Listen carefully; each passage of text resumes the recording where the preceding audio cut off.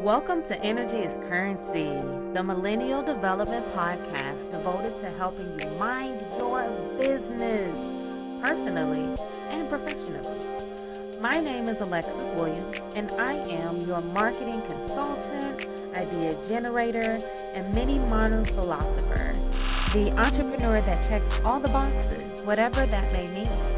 Subscribe to Spotify, Apple, Amazon, and iHeartRadio to listen to every gem in every episode. Season 1 is available on all streaming platforms. Welcome. We are back for another really great interview. We are working with Greg Mohr, the Franchise Maven. I love this. And a fellow Missourian. So this feels like a at-home, bring it on home interview today. So we're going to be chatting with Greg Mohr. He's going to be giving us all the details about how to really branch into entrepreneurship through a different avenue. I think we hear a lot of conversation about just start your own business. All you need is $100. All you need is a business license. Just go to your state's website and then you can be a business owner. Well, I think there are more savvy, less hands-on, lots of different ways to approach it. So today we're going to approach it from the perspective of franchising. Okay. So I'm going to give Greg the floor. He's going to give us all the details, tell us all about him, and let's get into it. Greg, welcome to the show.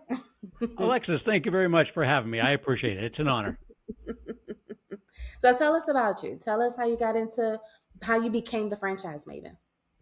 Well, the franchise journey, Alexis, actually started many years ago in a land far away. Back when we were at, when I was in high school, when we turned 16, we all got jobs, and we usually got jobs at fast food. I ended up working at Taco Bell, of all places. I think I knew the managers, or they were hiring, something of that sort.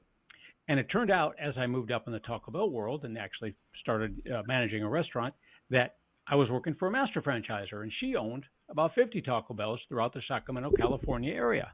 So, cool. Yeah, my first foray into that, I helped her build up her restaurants throughout Sacramento area, worked with her teams, built her teams up, and built up the sales. And that's when I first got into it. I went on to manage restaurants for another 15 years, different one than Taco Bell. I did Taco Bell for about 4 or 5 years, and then moved on to a different one that was it was called the Lions Restaurant, kind of like an upscale Denny's type restaurant, 24 hours in Northern California.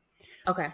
Got bored with that, went to college, got a degree in electrical engineering and physics, and became a microelectronic circuit engineer. Did that for about 15 years.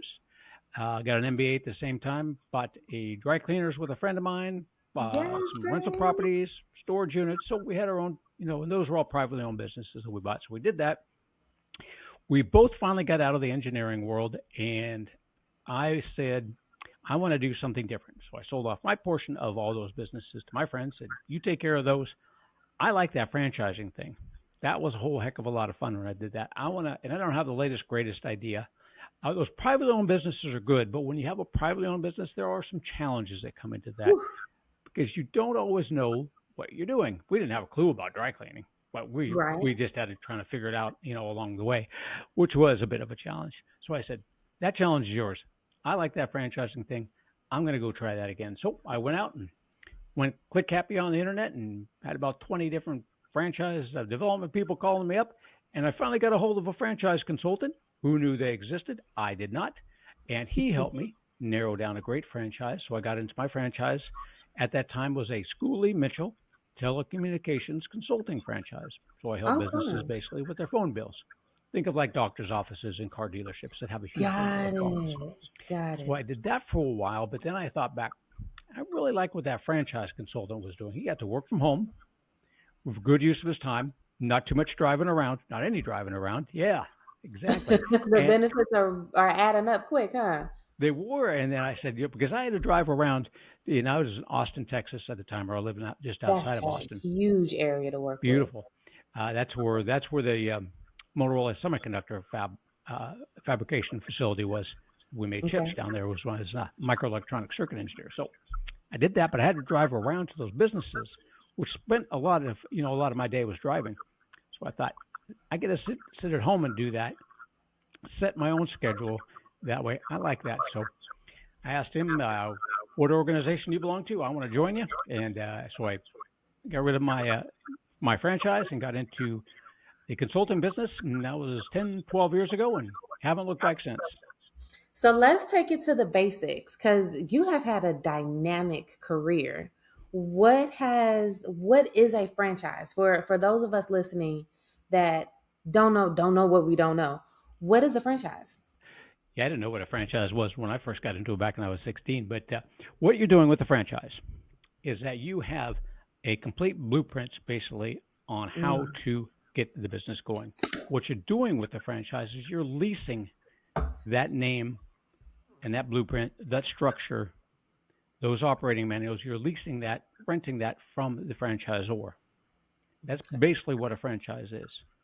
And Okay. there's many different franchises, many different investment levels, but from a franchise point of view, you're going to invest around $50,000, give or take, Mm-hmm. no matter what franchise, whether it's a McDonald's or whether it's like what I did, the Schoolie Mitchell one, Mm-hmm. right around $50,000. And that's what you're doing. You're leasing that business model from that franchisor. So that is what a franchise is.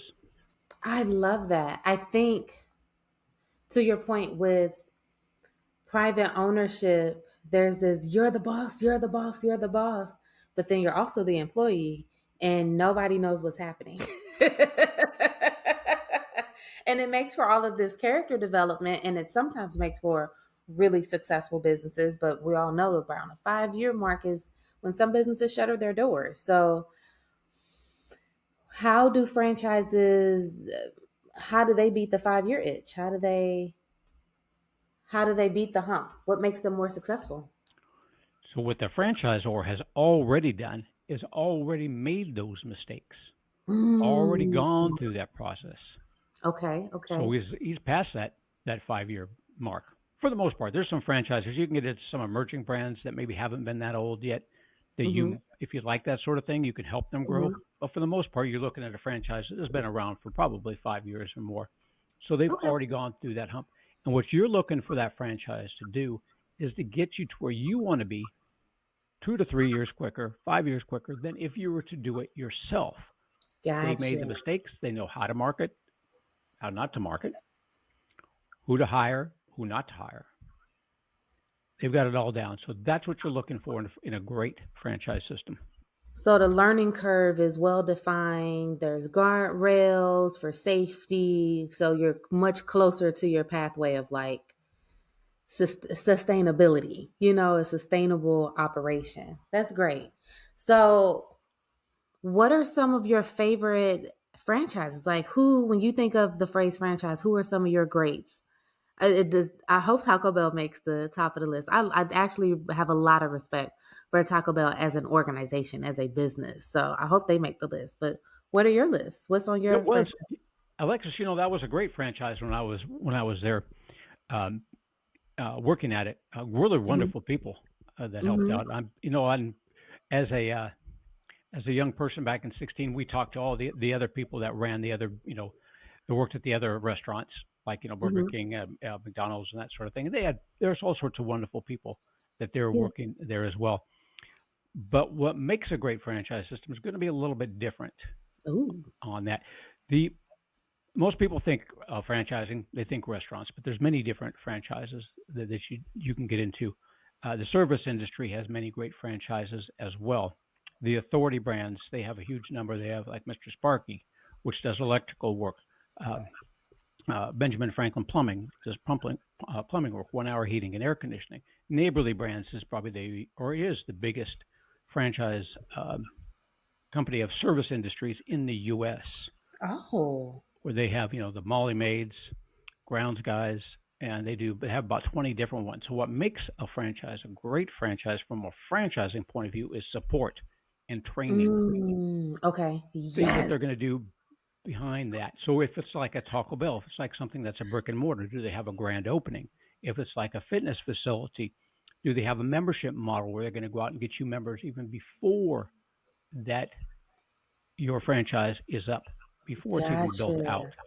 With the service industry, will they have a call center? So when people do call and need your services, do they already have that call center so you're not fielding those phone calls?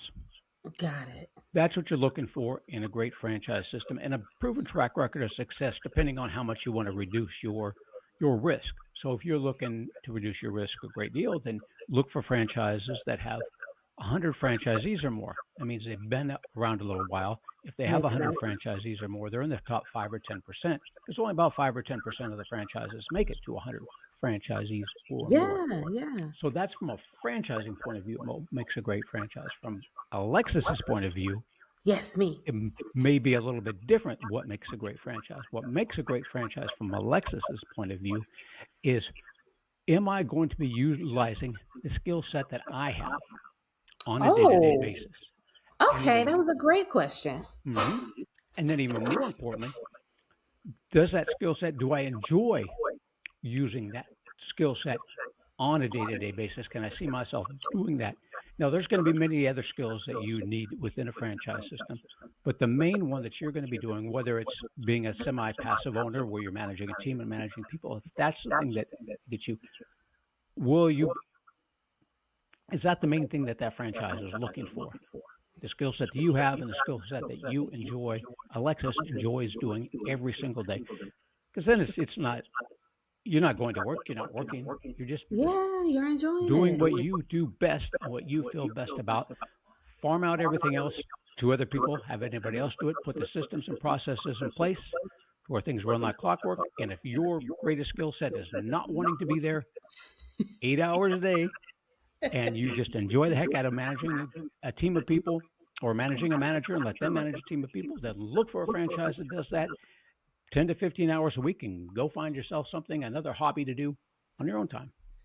This is literally the concept of don't recreate the wheel. Like we have the perfected wheel for people to buy into.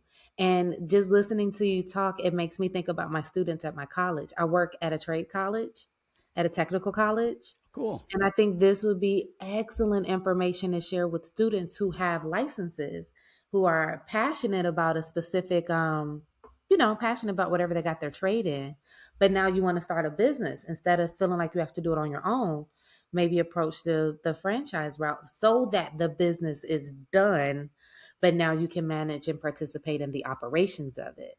And I think that's a lot of people, a lot of entrepreneurs struggle with that. A lot of entrepreneurs are really, really talented, very, very, very talented, and they suck doing business. And two things can be very considerately true at the same time. I know a lot of people who are like, you probably need to outsource more of your operation, no, or more of your administrative tasks and, more of the behind the scenes keeping the business afloat. Maybe your marketing needs to be outsourced. As a marketing professor, a lot of people don't even understand what marketing means. They think marketing and advertising is the same thing. If I had $1 for every time somebody thought that, I would be a trillionaire. But having a franchise sounds like a much more achievable opportunity, because a lot of the pitfalls have already been accounted for and accommodated. And like you said, the support system, man. And then you brought up training. So a part of my small business development is to help train small businesses on how to operate, because that is really what makes or breaks the success of a business. Is, can you duplicate your process in a way where you don't have to be hands on to do it? And a lot of business owners struggle with that. They're the only person that can work their business. So when they're off, the business is gone. If you break your ankle, the business disappeared. The bills haven't, but the operations and the functionality have happened. Okay, so because I feel like where the things that I'm complaining about as an entrepreneur lead to burnout. And one of the things that I saw within doing my research for you is that you focus on midlife career reinvention. How do franchises create that type of opportunity? That's what I did. So after 30 years in the corporate world, and I had a goal to, before I hit 50 years old, was to get out and be an entrepreneur. What it does is that it's a great option to look into. Now you can Hmm. look into doing your own business, doing your own thing Yes, you on can. that, which is good. For my people who want to do that, I tell them, yeah, go look and see what kind of business you'd like to operate yourself, what it would take if you were to do it all by yourself, and what needs to be done, and then compare it to the option of franchising. Franchising, good option to get into if you want to step into a business and just really hit the ground running. So a lot of my folks, after you've been out in the world there for a few years, midlife, things like that, you've worked with people, you probably managed some people before or managed teams of people. You've got the skill set. You basically already run a business within a business as Yeah. is anyway. You just haven't actually done it on your own. So with a franchise, you're not really doing it completely on your own because you've got that franchise system that you're going to be utilizing to get you to where you want to be, step by step process. Along the path of discovering which franchise is right for you, or if franchising is right for you to begin with, you're going to be talking to many franchisees. And those Okay. franchisees are going to be your friends. They're going to help you grow your business as well. Because most of the Okay. franchises in the U.S. have specific territories. Got That is it. your territory. No other franchisee will come into that territory. So when you're talking to other franchisees, you're not competing with each other. You're all helping each other to grow that business and build that business up. Because you're not there's no cannibalization through the company because of the territory. Oh my goodness. I want to Exactly. start a franchise now. There you go. There you go. Or if you already have a business out there and you want to turn it into a franchise, we can do Oh, we can now do that's that as the well. thing. Okay. And that is, yeah. Talk to us about that. What does that look like? So basically, what you're looking at, there's three things that we look at when if you want to turn your business into a franchise. Mm-hmm. One is, are you making $100,000 or more net Okay. on that? That's now these aren't all these three things are not set in stone. These are Oh, just good to have. So we've okay. done it with less. But to really get off to a good start, if you're making 100,000 or more, that's a good start because you get more people that are going to look at you. Because most people want to get a six-figure income, although not everybody. Some people are just fine working part-time and making 50,000 a year. But if you're making 100,000 or more with that franchise, it opens up the door to more people or that business. Have you built another location? Have you repeated it? Have you shown that you can repeat it in another location? Uh, that's uh, that's a good one because now you're showing it's repeatable.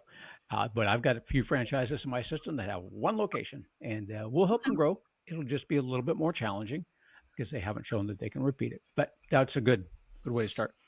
One that's really uh, a good one to have is that can your product or services be used by many different people in many different cities and states? So it Mm. doesn't really matter where you at. Now we've got some boat rental franchises out there that obviously, when you're in the middle of Arizona somewhere with no water, it's not going to do too well if you're trying to rent a boat. Uh, but just if you can use it in as many cities and states as possible, it just opens up the door to that many more people who not only can utilize your services there or your products, but many other franchisees that you have to choose from, potential franchisees that you have to choose from. So those three things are good to have, but not absolutely essential. Okay. Okay. I don't think I'd ever considered the idea of turning a privately owned business into a franchise, but I'm sure it had to have been done somewhere. Those franchises started off with one location, so I'm sure it does. What would you what advice would you give to a business owner? You gave three good stipulations: having more than one location, making more than $100,000, and what was the Be, which one am I being missing? used by being able to be used by as many people in as many Oh countries yes, as possible. being used by as many people as possible. Your product serving a large audience. Yes. while they're in the business of while they're in the process of refining their business, what kind of things should they push towards, like system creating or database management? I don't want to answer the question and ask the question, so I'm gonna leave it You got it, to Alexis. You want to start making sure that business runs without you, so that you have those you. systems and processes in place already. Because Mm-hmm. if you're going to become a franchisor, your role in that business is going to change. You are now going to be a mentor to others. You're Got going to be teaching it. other people what you did to be successful. So you have to make certain that you can step back from your core location, your location that you have, your company owned location there. So you have to make certain to begin with that you can walk away, take a vacation. And that's really what all of us entrepreneurs are really searching for, is something that, we can You just just need a time break. freedom. So really go, that's the one thing that, as if you're going to turn your business into a franchise, make sure that that location or locations that you have run on their own, run without you, because your role is going to be changing and you're going to be a mentor to hundreds, thousands, hopefully. I feel like that sounds amazing, but I see so many entrepreneurs struggling just with the letting go. How what because before we get to all of the good stuff, we have to get them mentally willing to step away long enough to duplicate their process. What what advice would you give to an entrepreneur that's that's holding on to the wheel too tight? A lot of entrepreneurs think that way, is that they're the only ones that can do it. You have to take a step back and you have to start giving other people a chance to do certain things for you, especially the things Mm, that you may not enjoy doing too much yourself. What I've found out there when I'm looking at things like advertising and marketing, for instance, that you were talking about, that is not my forte. My forte, my specialty is talking with people. I enjoy talking with people. So everything hmm else that's out there in that business, I have to find somebody else to do. And there's always going to be somebody out there that not only enjoys it more than you do, but they're better at it. You know, I even Yes. tried doing my own books for a couple of years, and that didn't turn out too well. So I said, going to give it over to a CPA because I wanted to be in control of everything. You can't. If you're going to run a Mm, business, if you're going to be in control of anything, all you're doing is just you're getting yourself another job, basically. Now, you're in charge. basically. Nobody's telling you what to do, which is a good thing, which is probably another reason why we become entrepreneurs. Is we don't like other people telling us what to do. We like doing it ourselves.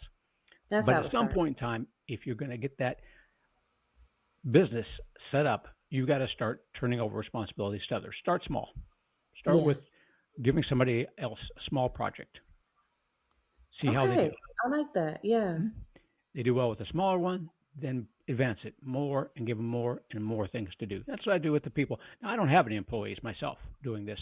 I turn it over to contractors. So I just try out a different contractor and I say, okay, how are you doing with this? Give them a small project. That works out. Okay, I can use them for bigger projects. That doesn't work out. I know I need to go find somebody else to do it. It'll take a And little I bit of time. like that. I like that trial relationship where it's like, okay, let's see if you can manage this. You're investing into support and receiving help and you're allowing people to show up in a way that's authentic. And if it's not aligned, then it's not overcommitted to the lack Exactly. of alignment. That's the big thing, I think. And that I see that happen so much in business. You meet somebody and you just love them to pieces, but they're the worst employee you've ever met. But you've overcommitted to the relationship and undercommitted to the professionalism and the training development. So I think that's what's really,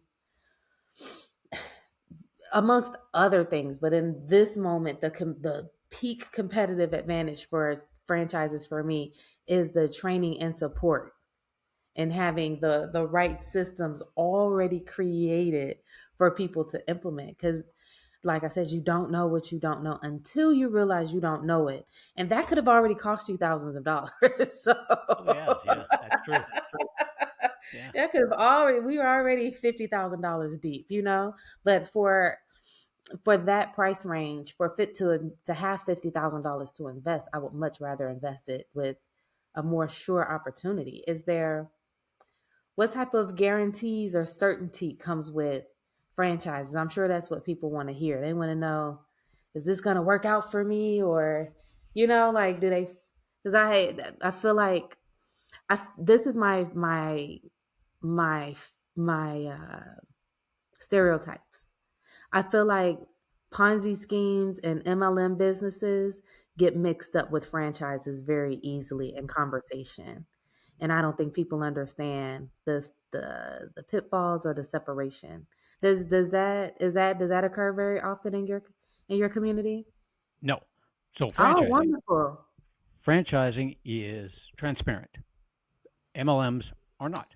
So, yes, the reason why franchises are transparent is because to become a franchise, you have to create your franchise disclosure documents. So you have to comply with the Federal Trade Mm. Commission.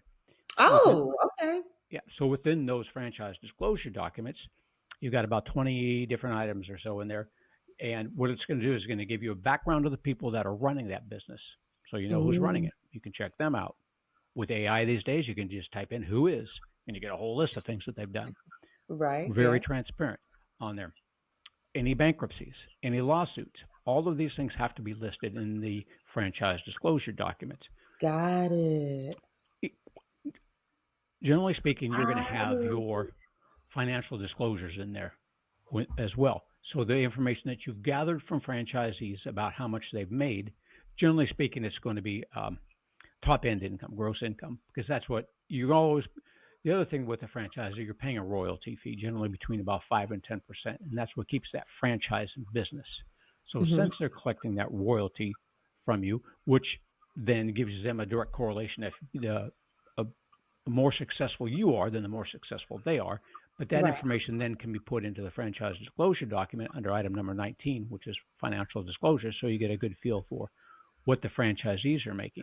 Now we go down to item number 20, which is a listing of the number of franchisees who are currently running that franchise and a list of the ones who started running it but are no longer running it. Very simple, easy math to get a success rate. We like to see 85, 90% or better on the success rate.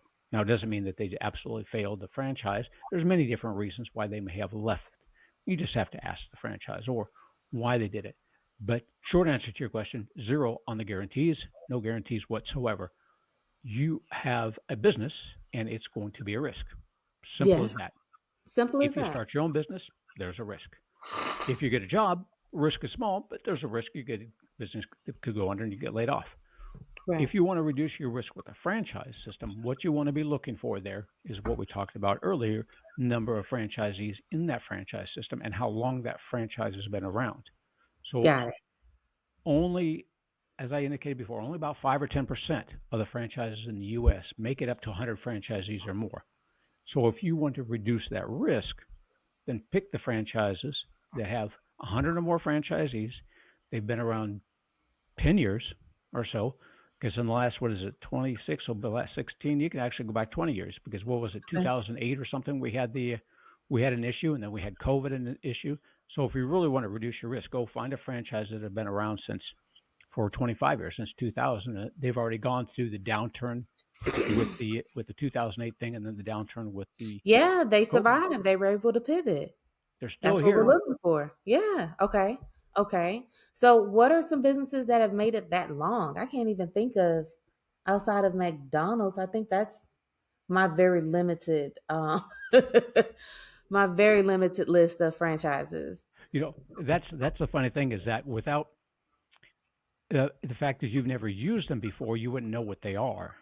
So if you look at, like we talked about for the Neighborly brands, which is the services industry, home services industry brand, they've been around that long. They've got 20 different franchises and within their systems, and I think all but one have 100 or more franchisees in them, Oh, and they've been okay, around.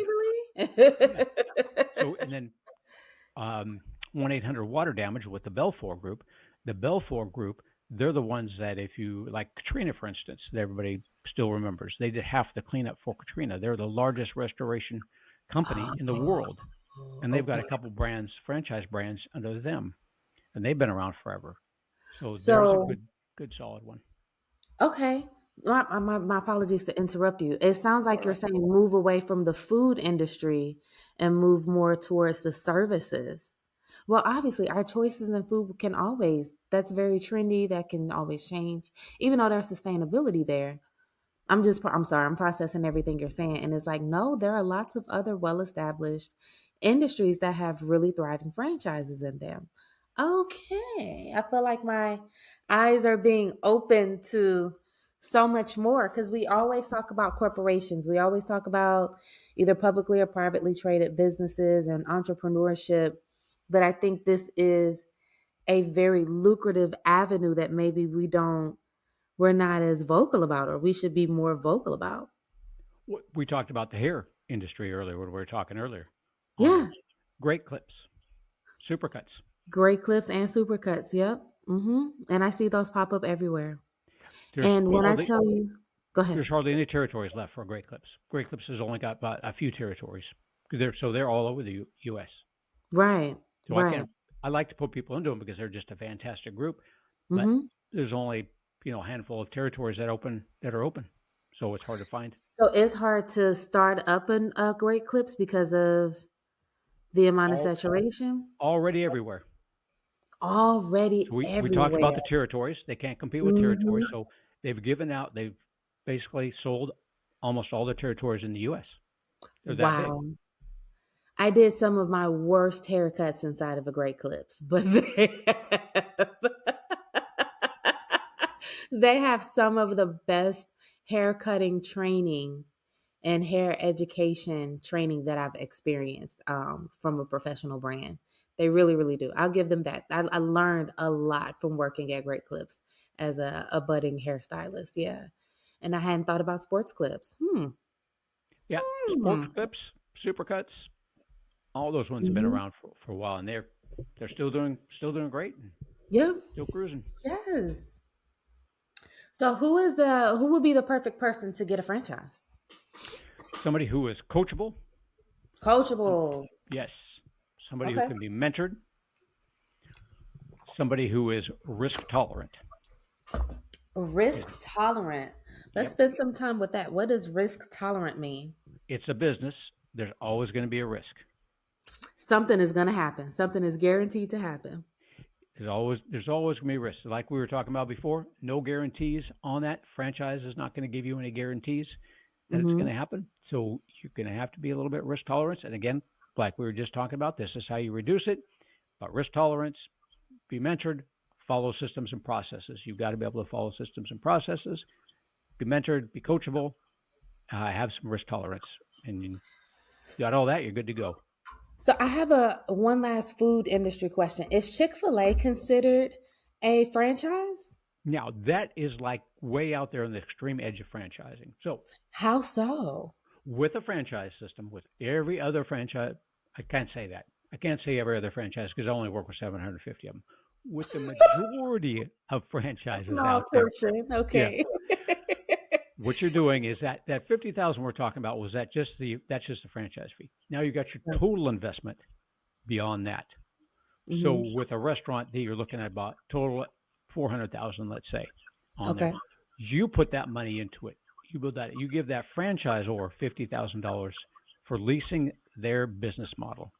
The rest of that build out is the rest of that investment, excuse me, is the build out of whatever it is. So with the service industry, like a grounds guys or MLMs, looking at $150,000 thereabouts. Okay. With a restaurant like a Chick-fil-A, they're generally, for the most part, I remember, I live out in the boondocks and not in the woods, so I don't get out too often. But I think they're all standalone, so they're going to be pretty pricey on the build out cost. However, with a Chick-fil-A, they are fielding that cost. From Mm. what I understand, you give them $10,000 and you're applying for a very nice job with absolutely wonderful Christian people. Mm-hmm. It's a job. With the other franchises Mm. that you work with, you put all that money into it. That 400,000 for that restaurant, that is yours. That is yours to do as you please within the guidelines of the franchise agreement. But you can sell that at any time you want to, and you can get usually 3 times net plus any equipment. With a Chick-fil-A, that is not yours. It is a very nice job, Mm. but you don't own anything. Huh. And you work in the business to begin with Monday through Saturday. Whereas, as we were talking about earlier, with some of our franchises, you can work on the business. As a matter of fact, most of them want you working on the business, not in the business, because they want you to grow that business up. And quite a few of them, you can actually have a manager do that, and you can be semi-absentee. With Chick-fil-A, it's strictly a really great job, really great salary, really wonderful people, good food, but it is a job. Okay. Okay. I'm glad we cleared that up. A lot of my students, when we kind of toss around the phrase franchises. They want to throw Chick-fil-A in there. And I have to tell them, I think the rules are different with them, but I can't articulate it. And I needed you to articulate that for me. So I really appreciate that. I just think this is so wonderful because a lot of people don't realize how much more business you can participate in without all of the fluff. We need more support. I really, I've grown to, I'm so bitter. I'm so bitter because there's so much miscommunication about what ownership really is. And they say, oh, just start a business. And back 12, 13 years ago, I was like, yeah, I'll just start a business. It'll be great. And I am the most aggressive employee I've had to hire and sustain thus far, because there was no blueprint. There was no support system. There was no, this is steps 1 through 14 weren't itemized for me. They just said, oh no, just be a business. And then they said, oh, and buy this and buy this and buy this and buy this and buy this and buy this. And I didn't realize I was on the advertising part of the start your business community and not the education and the investment part of the start your business community. So it sounds like we're shifting more towards that side of the start your business community. And that's so much more important. I really do. I feel like it's so much more important. Yep, you're the project manager of that franchise, basically what you're doing. Everybody else does the work. You're just managing all the pieces and parts, hiring other people to do it, and then you just oversee operations. Some franchises want you to do it full time. Some you can do it semi-absentee, have a manager do it. Mm-hmm. But that's most of them that I work with. Now, there's a few. If you like being that chuck in the truck and you like just going around and helping people out and fixing things up, we have franchises like that. Some people want to do everything themselves. We can find something like that. But most of the franchises really want you to build that business up as much as possible and step away from the day-to-day operations. So what do we need to do to get in contact with you? How do we do this the right way with Greg Mohr? Because it sounds like it sounds like we can go figure out how to be in a franchise, but if we want to do it the right way, we need to contact you. How do we contact you? You can go to my website, franchisemaven.com. That's franchise, M-A-V as in Victor, E-N.com. Mm-hmm. Email me at greg@franchisemaven.com, or just pick up the phone and give me a call at 361-772-6401. And I don't have an answering service. I answer the phone myself. So if I don't answer, I'll get right back to you, but it's all me. I love that you still have the personal touch with it. You still make sure that you're connected with your clients. I love that. I am. And I'm free, by the way, to my clients out there. Franchisors pay me a referral fee. I work with 750 different ones. And if you go out to my LinkedIn page at Gregory K. Mohr, M-O-H-R is the last name, you can see all of my testimonials from all my people. So you can check those out first. I love that. I really, really, really appreciate having this conversation with you because it feels so much more enlightening on how we can use our energy to really make better currency. I want my currency to give me easier energy. Okay. So you can check out this episode with Greg Mohr, the Franchise Maven, and all the rest of the Energy is Currency episodes wherever you podcast. Spotify, Apple, Amazon, Pandora, iHeartRadio. We are all over the market, wherever you podcast. And Greg, I really want to say thank you for having us, for joining me.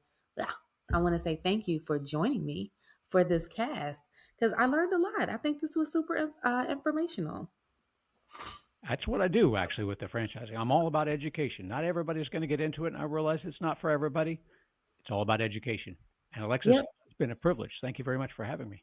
Thank you. Thank you. Well, listen, your energy is currency, and I pray that you use it well. So we will catch up on the next episode, and have a great one.